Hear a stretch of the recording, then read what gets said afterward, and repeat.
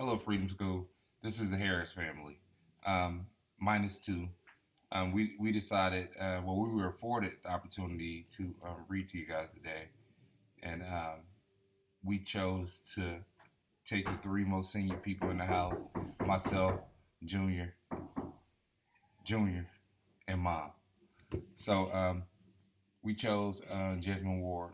She's a Mississippi native, and my wife and I we're originally from Mississippi. My wife is actually from the Mississippi Gulf Coast, where Jasmine is from as well. Reading the story about Jasmine was all new to us, and we only thought it was perfect for us to read this story and bring it to you. I was totally astonished and impressed by the accomplishments and things that Jasmine has done over the course of her life and the works that she's done. So, hey, we're gonna get into it for you, man. KJ Keidrick Harris Jr., Mama Bear Harriet Harris, and Papa Bear Keidrick Harris.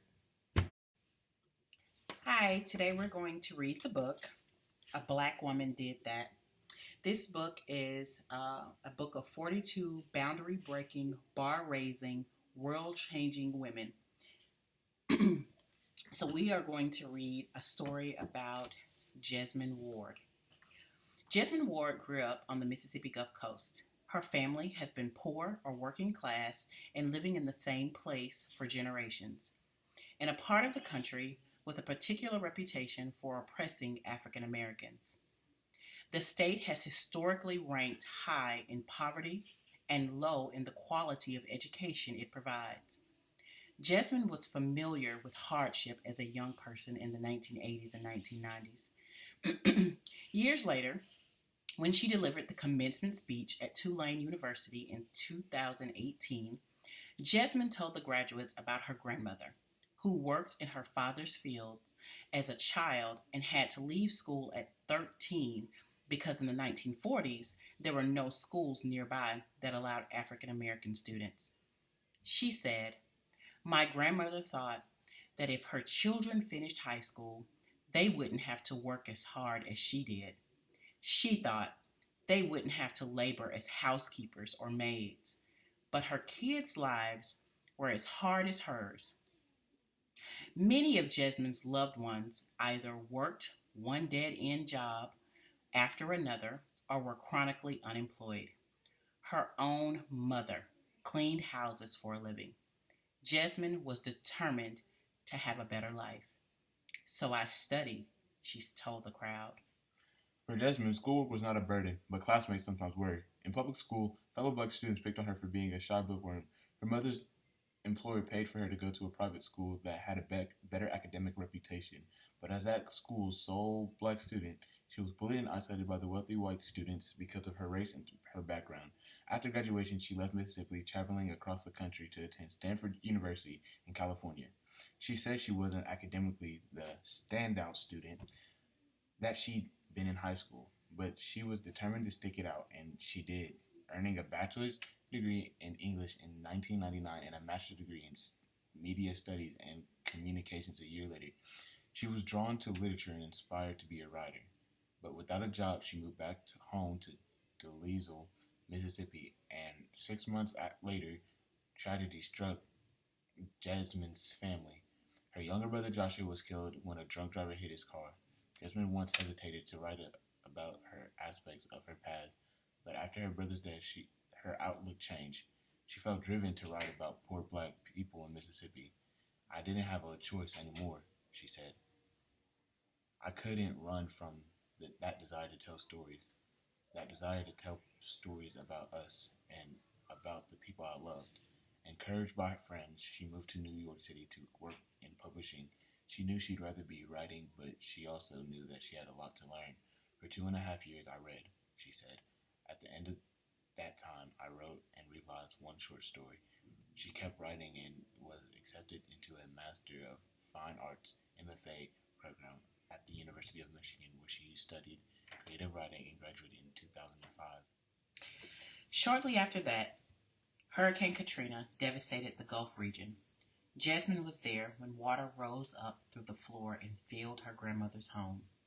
Denied shelter by a white neighbor, she and her family waited out the storm in a truck parked in an open field. The trauma of the hurricane, of fighting against the elements for survival, changed her again. She eventually began to weave her experiences into the novel Salvage the Bones, which is about an impoverished family in the days leading up to the hurricane. In it, she vividly describes the hurricane's devastation. She left us a dark gulf and salt burned land. She left us to learn to crawl. She left us to salvage. In spite of the brutal power of her writing, Jesmyn was met with rejection early on when she sent her work to publishers and agents. Often, the rejections were not about how she wrote, but what she wrote about. She felt there was a subtext or underlying message in the responses she got from editors. People will not read your work because these are not universal stories. I don't know whether some doorkeepers felt this way because I wrote about poor people, or because I wrote about black people, or because I wrote about Southerners. She kept on sending out her work, and ultimately her perseverance paid off. Salvage the Bones was not only published, but it also won the prestigious National Book Award for Fiction in 2011. 2 years later, she published a critically acclaimed memoir called Men We Reaped. In it, she recounts the stories of 5 young black men she knew, including her brother Joshua, who all died within 4 years of one another. Jesmyn used her talent to express her pain, her joy, and the experiences of people who looked and sounded like the people she grew up with. And she has become one of the most celebrated young writers of her generation. In 2017, she became the first woman to receive 2 National Book Awards for fiction when her novel Sing, Unburied, Sing won the award. In describing the book, the judges wrote that it was a narrative so beautifully taught and heartbreakingly eloquent that it stops the breath. That same year, the MacArthur Foundation gave her a coveted fellowship, often referred to as a Genius Grant.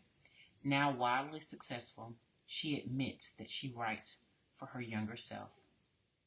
She secretly dreamed of all of this, she has said. She wouldn't admit it, and she wasn't very confident about it, but she secretly hoped. All right, Fruit School. What a great opportunity that you guys afforded us tonight to read to you guys about Jesmyn Ward. We got the whole crew together for the closeout, and this is Camden, and this is Kaylee. We are so happy that we actually got to learn alongside of you guys. This was great for us, and I hope it was great for you guys. Thank you.